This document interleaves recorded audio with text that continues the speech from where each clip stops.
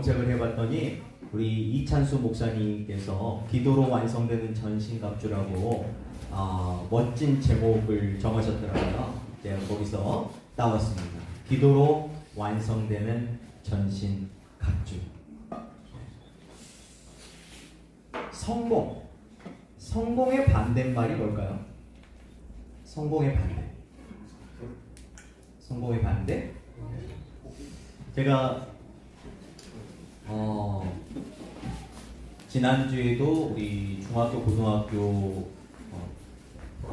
강의를 나갔었는데 거기에서 아이들한테 질문했어요.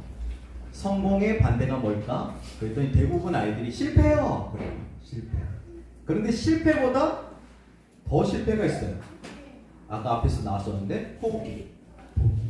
해보지도 않고 포기해버리는. 뭔가 주변 사람들의 시선을 의식해가지고 남들이 나를 어떻게 볼까?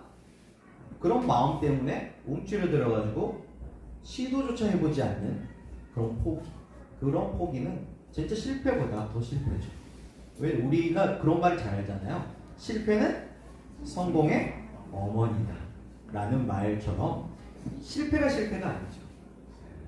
포기해버리는 것이 진정한 성공의 반대인 실패인 것 같아요.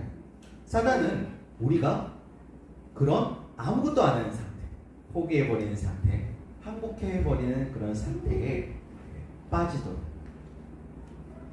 우리를 유혹하고 우리를 공격하죠. 우리 지난 시간에 하나님의 전신갑주에 대해서 우리가 살펴보았는데요. 이미 하나님의 자녀가 된, 사랑받는 하나님의 자녀로 빛의 자녀가 된 우리는 이제 빛의 갑옷을 입고 하나님의 전신갑주를 입고 어둠과 싸워야 해요. 그래서 하나님께서 주시는 성령의 검, 구원의 투구, 믿음의 방패, 의의 호심경, 진리의 허리띠, 평안의 복음이 준비한 신발로 무장을 하죠. 바꿔 말하면 이스라엘 백성들이 출애굽해가지고 광야를 통과할 때 출애굽 1세대들이 은혜가 부족해서 망했습니까? 아니면 다른 이유가 있었습니까?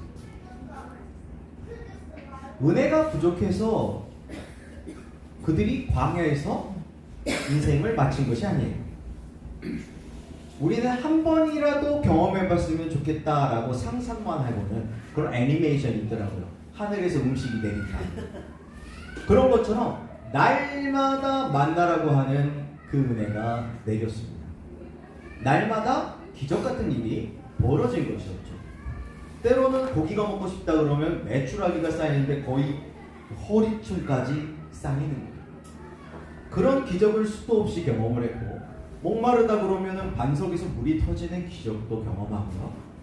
기적이 부족해서가 아니에요. 은혜가 부족해서가 아니었습니다. 민수기는 그들의 불순종 때문이었다라고 말합니다. 심지어는 이들이 하나님께서 행하는 이런 기적과 은혜를 맛보고도 나를 시험했다라고 기록하고 있어요. 은혜가 부족해서가 아니에요. 하나님께서도 오늘 우리에게 은혜를 부어 주십니다. 그 은혜가 에베소서로 말하면 하나님의 전신 갑주죠. 다른 표현으로 말하면 성령 충만이에요. 우리가 하나님 앞에 부르짖어 성령 충만하게 해달라고 바라고 원하는 그 우리의 바람보다 하나님께서 우리에게 성령 충만을 주시기를 더 원하시는 거죠. 바꿔 말하면 부모님이 자식이 건강하고 잘 되길 바라는 마음이 더 큰 것처럼 말이에요. 그래서 하나님께서는 우리가 구하지 않아도 하나님의 전신갑주로 우리에게 날마다 무장할 만큼 충분한 은혜를 부어 주십니다. 그럼에도 불구하고 우리의 삶의 현장에서 우리는 왜 이 어둠과 이 사단의 군대와 싸워서 번번이 지는 걸까요? 그 이유는 여러 가지 이유가 있을 거예요. 첫 번째 이유는 앞에서 말했던 것처럼 겁을 먹는 거죠. 여러 가지 이유 때문에. 그래서 타협하는 거예요. 사단의 죄의 유혹에 방탕함과 미움과 음란과 분노와 유혹과 욕심과 시기 정욕 거짓 교만한 이런 사단의 유혹에 적당히 타협합니다. 왜냐하면 사단은 우리가 어둠 가운데 취해서 죄에 취해서 어둠 가운데 빠져있는 상태에 있을 때 우리를 공격할까요? 아니면 그 어둠을 끊어내고 빛 가운데로 나아가려고 할 때 공격할까요? 후자이기 때문입니다. 적당히 타협하면요, 사단이 건들질 않아요. 지금 딱 좋은 상태다. 계속 그 상태에 머물러 있도록, 그 죄에 취하도록, 그 유혹에 빠져 있도록, 그 중독에 빠져 있도록 내버려 두는 것이죠.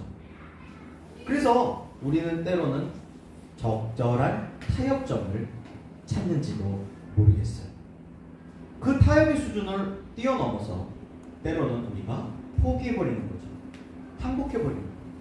그러면 더 이상 사단은, 어둠의 세력은 우리를 공격하지 않을 겁니다. 여러분, 편안한 것과 평안한 것은 같을까요, 다를까요? 말은 한 끗 차이인 것 같은데 하늘과 땅 차이가 있어요. 오늘 아침에 예배드리면서 아이들한테 얘기했어요. 여러분, 이렇게 추운데 지금 편안하려면 어디에 있어야 돼요? 따뜻한 이불 속에 있어야죠. 그게 편안한 거예요. 근데 지금 불편하게 이 추위를 뚫고 옷도 여러 겹을 입고 또 심지어 우리 박주영 집사님은 가장 또 멀리서 또 여기 나주에서 또 오신 분도 계시네요. 멀리서 여기까지 이른 아침에 일어나서 달려온 이유가 뭐죠? 그것은 세상이 줄 수 없는, 하나님만 주실 수 있는 그 평안함을, 그 샬롬을, 그 은혜의 충만을, 성령 충만을 받기 위해 그 불편함을 감수하고 나온 것이죠. 그것을 다른 말로 믿음이라 말합니다. 그래서 우리에게 그런 믿음이 필요해요. 하나님도 우리의 연약함을 너무나 잘 아십니다. 그래서 하나님은 우리에게 은혜를 공급해 주시는 거예요. 하나님의 전신갑주로 무장시켜 주시는 거죠. 그런데 우리는 깜빡깜빡할 때가 있어요. 하나님의 전신갑주는 하나님께서 주신 은혜라는 걸 잊어버리는 거예요. 조금의 어떤 성공, 그런 교만함이 올라올 수도 있고, 아니면 아예 시도조차 못하는 그런 두려움 같은 것이, 그런 불안함 같은 것이 우리 안에 있을 수도 있겠죠. 그래서 우리는 나의 힘으로 뭔가 맞서 싸우려 할 때 질 수밖에 없다는 거예요. 우리의 힘으로 사단을 이길 수 있을까요? 우리의 힘으로 죄를 이길 수 있을까요? 우리의 힘으로, 나의 의지로 우리의 고집을 꺾을 수 있을까요? 여러분도 2024년 열심히 달려오셨지만 의지만으로, 뭔가 다짐만으로 우리의 나쁜 습관들이 좋은 습관으로 바꾸어지던가요? 아니면 우리의 부정적인 언어가 긍정적인 언어로 바꾸어지던가요? 하루아침에 손바닥 뒤집듯이 바꾸어지는 것이 아니죠. 뭔가 우리의 힘으로 맞서 싸우려고 할 때는 3-4번이 되는 가능성이 높은 것 같아요. 저 같은 경우는. 그래서 뭔가 나의 의지로 뭔가를 참으려고 할 때 참을 3번, 3-4번이 무서운 것 같아요. 그래서 3번까지는 참는데 그 다음부터는 못 참죠. 예수님이 베드로에게 얘기했잖아요. 베드로가 예수님께 묻습니다. 몇 번까지 참아야 하나요? 7번 참으면 많이 참는 거죠? 그랬더니 예수님께서 뭐라고 하셨나요? 아니다. 7번에 70번까지. 꼭 다른 성경에는 70번에 7번까지. 끝까지 참아야 된다. 라고 말씀하시죠. 어떻게 끝까지 참을 수가 있어요? 사람의 힘으로는 불가능한 것이죠. 하나님이 공급해 주시는 힘이 없다면 불가능한 겁니다. 우리가 1만 달란트 빚진 자라고 하는 사실을 경험하지 못하면, 하나님께서 나의 그 큰 죄를 용서해 주셨다는 그 용서를 경험하지 못하면 우리는 아주 작은 일도 용서하기가 쉽지 않을 겁니다. 나의 힘이 아니라 은혜로 이기는 거. 그래서 가장 기본은 뭡니까? 은혜 받는 자리, 공급받는 자리를 목숨 걸고 지키는 거예요. 이것을 신앙 생활이라고 하는 겁니다. 그것을 우리는 세례를 하면서 세 가지로 결단했죠. 왜냐하면 우리는 성부 하나님으로부터, 성자 예수님으로부터, 성령 하나님으로부터 공급받아야 살 수 있는 존재로 창조되었기 때문입니다. 창세기 1장에서 하나님께서 하나님의 형상대로 우리를 빚으실 때 흙으로 우리를 빚으신 후에 어떻게 하셨어요? 하고 루하라고 하는 생기를 불어넣어 주십니다. 우리는 그 생기가 있어야지만 생명, 하나님의 형상이 됩니다. 하는 생기가 빠져나가 버리면 그냥 흙일 뿐이에요. 그래서 우리는 늘 이 생명을 공급받아야 됩니다. 성부, 성자, 성령 하나님으로부터 말이에요. 그래서 우리는 세례 받을 때 성부 하나님께 첫 것을 드리겠습니다. 예배 생활을 결단했습니다. 우리는 예배를 통해서 생명을 공급받습니다. 성자 예수님께 무교절을 지키겠습니다. 이제 누룩 없는 떡이신 예수 그리스도 말씀으로 공급받겠습니다. 여러분 전도서 말씀 읽어보셨나요? 세 번역으로 읽으니까 전도서 말씀 이렇게 재밌었나 싶을 정도로 잠언 못지않은 지혜서더라고요. 하나님의 말씀으로 공급받을 때 우리 안에 생명이 공급됩니다. 성령 하나님께 구름 기둥과 불 기둥을 따르겠습니다. 기도 생활 결단했죠. 우리는 예배, 말씀, 기도를 통해서 생명을 공급받게 되고 말씀과 기도로 거룩하여진다라는 말씀처럼 이 공급을 통해서 우리는 하나님을 닮은 하나님의 형상으로 살아가는 거죠. 그래서 우리는 늘 공급받아야 돼요. 공급이 끊어지는 순간 어떻게 됩니까? 내 힘으로 하게 돼요. 그럼 우리는 쓰러지게 되는 거죠.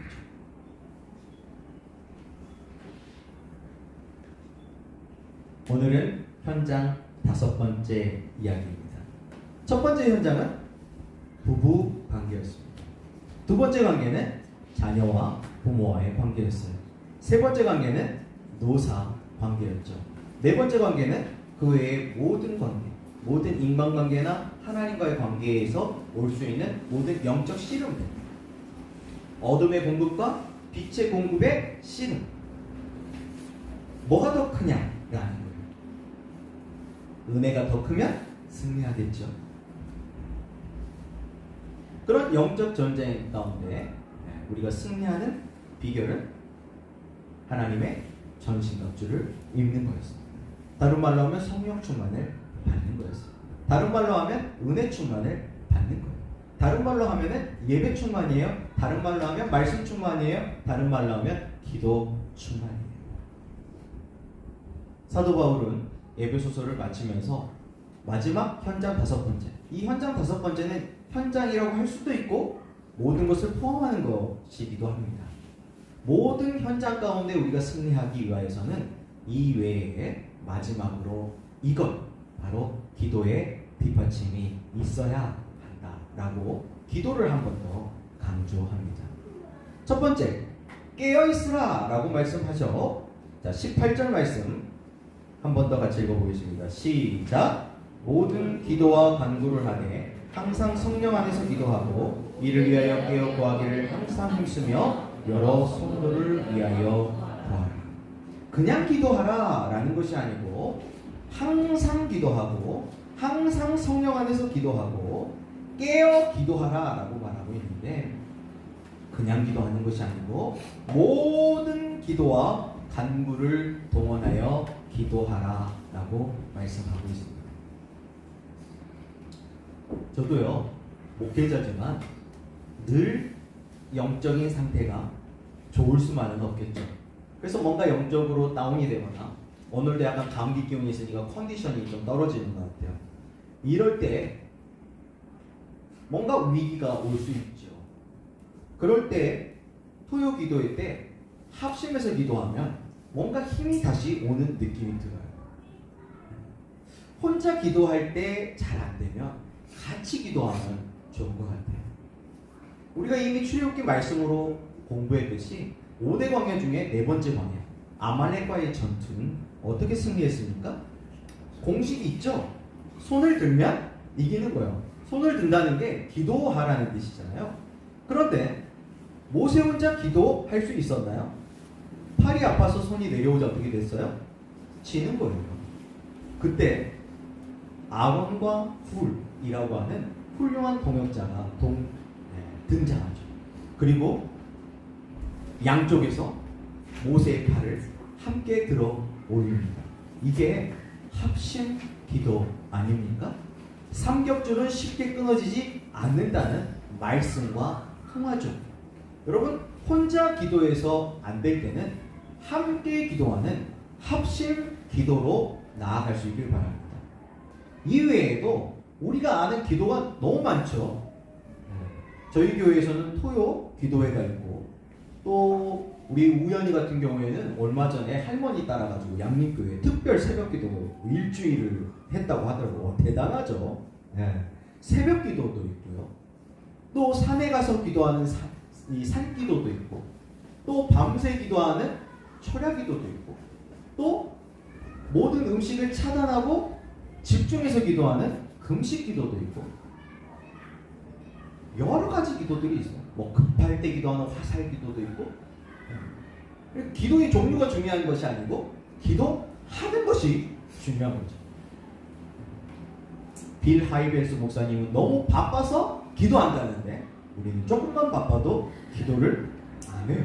공급이 차단되는 것이죠. 공급이 차단되니까 어떻게 됩니까? 나의 힘으로 하게 되겠죠. 그러니까 어떻게 됩니까? 지게 되는 것이죠. 자꾸 지다 보면 어떻게 돼요?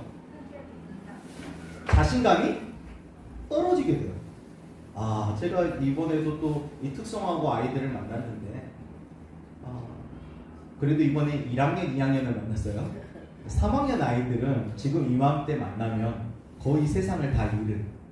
왜냐하면 고1 때쯤 되면은 좀 뛰어난 아이들은 다 취업을 해요. 선취업을 해가지고 다 실습을 나가기 때문에 학교를 안 가요. 그리고 2학기 한 초중반쯤 되면은 다 수시 합격해가지고 진학할 아이들은 다 대학을 가요. 그래서 얘네들은 대학이 정해졌기 때문에 또 학교를 안 나와요.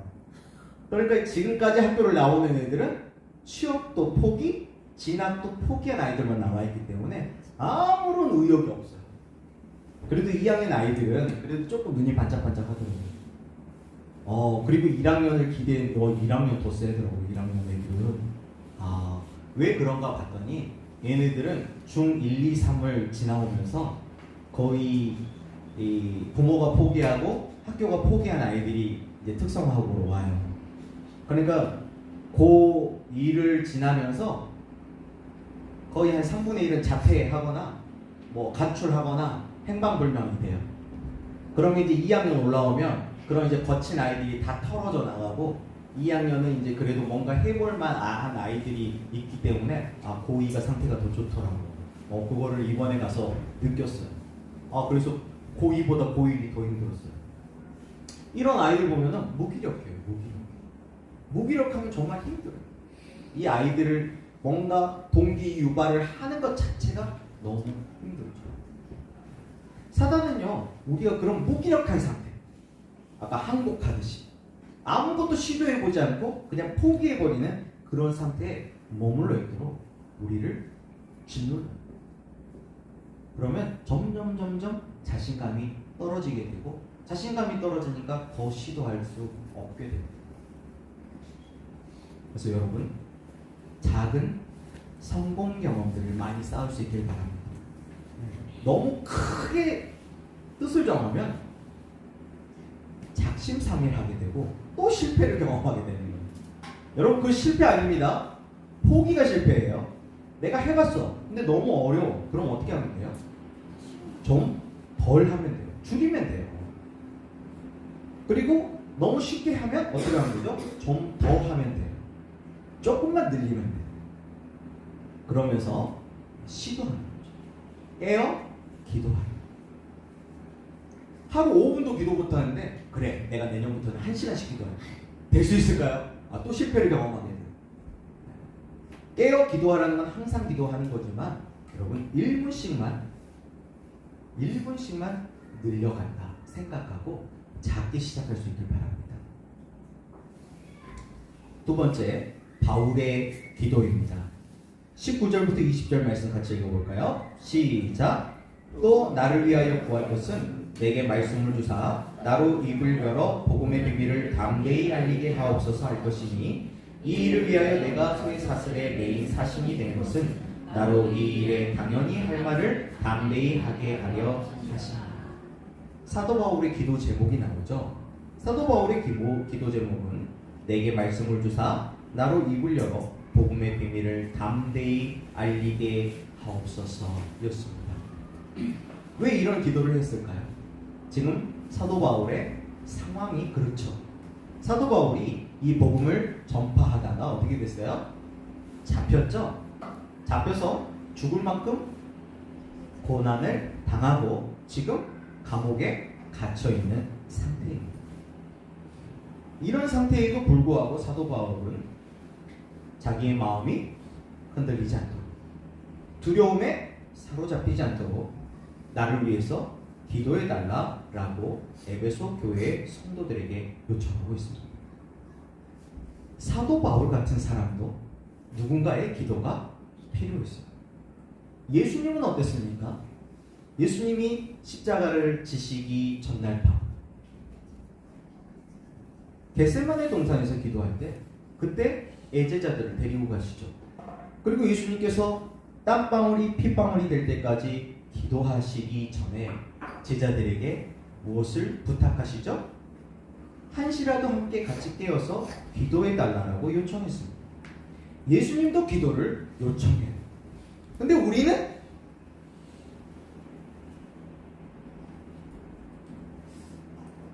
우리의 힘을 너무 믿는 것 같아요. 그렇죠? 작은 문제 같은 경우에는 우리 혼자 기도해도 이기죠. 그러나 아말렉과 같은 그런 큰 문제들 앞에서는요, 혼자 기도해서 이길 수 없습니다. 여러분 어려움이 왔을 때 그 어려움을 속으로 삭히거나 뭔가 혼자 끙끙대지 마시고 기도를 요청할 수 있길 바랍니다. 우리 빛골 소망교회 우리 공동체가 그런 믿음의 공동체가 됐으면 좋겠어요. 우리에게 뭔가 어려움이 있을 때, 누군가가 아픈다거나 어떤 큰 위기가 있을 때 그런 기도 제목들을 내어놓고 함께 기도해 줄 수 있는 그런 아름다운 공동체, 우리가 서로의 아론과 풀이 되어줄 수 있는 그런 공동체 되었으면 좋겠습니다. 혼자 고민하지 마세요. 스트레스만 늘어요. 함께 기도할 때 그 어려움은, 그런 위기는 우리에게 하나님의 살아계심을 경험하는 기회가 될 줄 믿습니다.